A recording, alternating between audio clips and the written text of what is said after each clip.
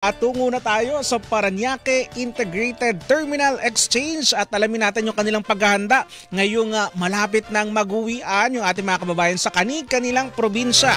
Nasa ating linya si Jason Salvador, ang pinuno ng Corporate Affairs and Government Relations ng PITX. Sir, magandang umaga. Welcome back sa DCWB. Ay, magandang umaga sa iyo at sa lahat ng mga kapuso nating nanonood at nakikinig. Eto, tulad nga nung sabi ko, mauuna na kami. Ano ang paghahanda ng PITX sa pag-uwi ng ating mga kababayan? Nako, this early, Sir Christian, kinakasan na natin yan, no? Kasi alam naman natin, isa yung Kapaskuhan sa talaga namang inaabangan ng mga kapuso natin at sinasamantala para makapagbakasyon sa kanilang mga probinsya.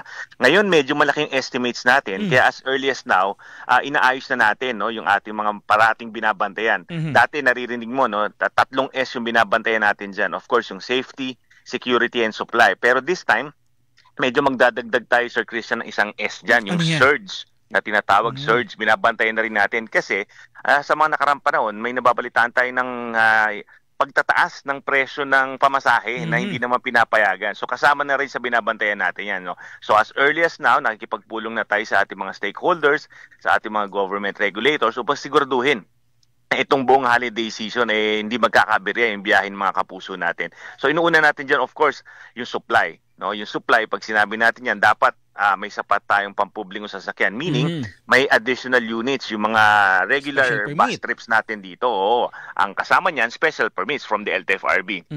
And luckily, no, maganda naman ang coordination natin with the DOTR and LTFRB. And magbibigay talaga sila, no, ng mga special permits. On top of that, the usual na ginagawa nila during the surge itself, or the holiday exodus, maglalagay sila ng mga kawani nila dito mismo sa terminal upang sa ganun, pag kinailangan yung mga additional units, kaagad-agad tayo makakatawag ng saklolo sa mga bus companies natin, and then mabibigyan naman nila agad ng special permit para hindi mabarang yung ating mga kapuso na naghihintay. So yun yung preparations natin dyan. And of course, next dyan is yung security. Diba? Pagka ganito mga holiday season, maraming pasahero, oo, syempre, binabantayan natin yan. Maganda dyan, yung PNP talagang very supportive naman sa atin. No? On top of that, meron dito pa yung ibang mga uniform personnel like Coast Guard, yung SAIC, yung LTO, LTFRB. Tulong-tulong yan, kasama pa rin ng MMDA, saka yung local government sa pagbabantay, hindi lamang for the security, pati sa convenience, passenger assistance and all that. No? And kasama na rin dyan yung, siyempre, yung health services. Yung Red Cross, kinakasan na rin natin yan. And of course, yung iba pa nating medical personnel. Parang wag naman sana, pero kung sakasaling may mga minor emergencies, kaagad natin matugunan, di ba? And then kung kinakailangan ihatid sa hospital, meron din naman. Opo. So Sir Jason, ilan yung inaasahan nating pasahero ngayong taon? Dahil kanina nabanggit mo, mukhang mas marami yung inaasahan natin kumpara nito mga nakaraan. Tinignan natin, no, yung ating historical data plus yung nararanasan natin this year. Sa tingin natin, mahigit 3 million yung dadaan sa sa PITX ngayong Kapaskuhan, no. Beginning yan ng December 19 hanggang January 5, hanggang sa pag-uwi na nila yan. So mahaba-haba. Ang maganda lang, Sir Christian, if you would look at the calendar, tingin natin medyo mai-spread out yung mga kapuso natin. Kasi pag tinignan mo yung calendar, medyo may long weekend, no? After Christmas. Parang very long weekend dyan. Ang may pasok nila 26 and 29. And ang pagtaya natin, yung mga kapuso natin iba dyan, baka i-leave na yan, ano? So pinaghahandaan na nila. So in this case, at least, hindi sila magsasabay-sabay, hindi sila mahihirapan, hindi rin tayo mabubulunan. So ano sa nakikita yung dahilan na, sir, bakit parang dati parang 2 million, 1.5, ngayon 3 million? Well, nakita natin talaga namang naging very active na yung mga kapuso natin sa pagbabiyahe coming from the pandemic a few years back, unti-unti nang tumaas yan.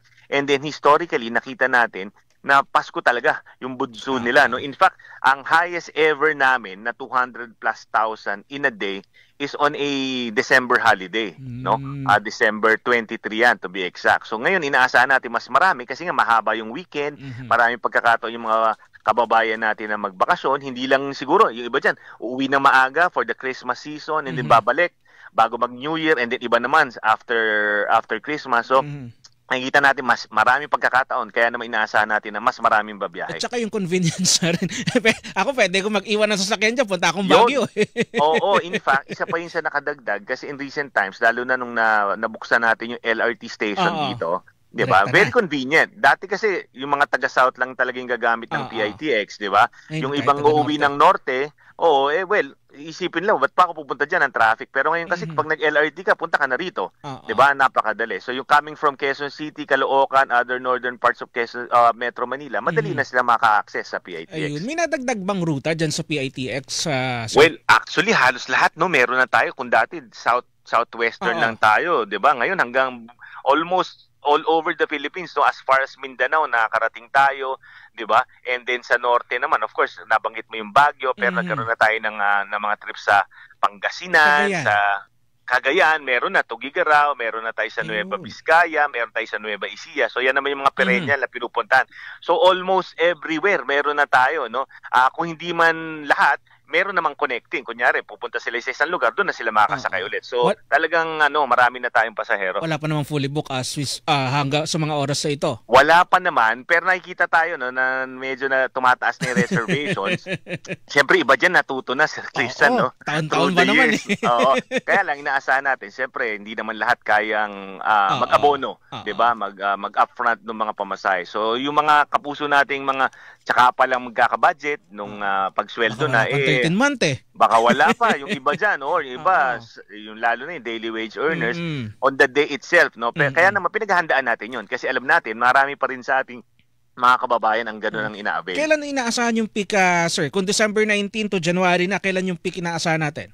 Well, magsisimula yan 19, that's a Friday, and then 20, 21, no, that's a weekend. Kasi baka iba dyan i-leave na yung 22, 23, Siyempre. 24 is a holiday. But historically, after several years, 23 talaga yung ating 23. Yan ang pinaka-box office dyan. Yan na. Kasi kinabukasan, disperas na ng Pasko, ayaw naman ng mga kababayan natin abutin sila sa lansangan. Lalo traffic. Anyway, sir, maraming salamat. Babalikan ka namin, mapapalapit ang Kapaskuhan. Anytime. Ingat tayo lahat, at advance Merry Christmas sa iyo at sa mga kapuso natin. Maraming salamat po. Yan po si Jason Salvador, ang tagapagsalita ng Parañaque Integrated Terminal Exchange at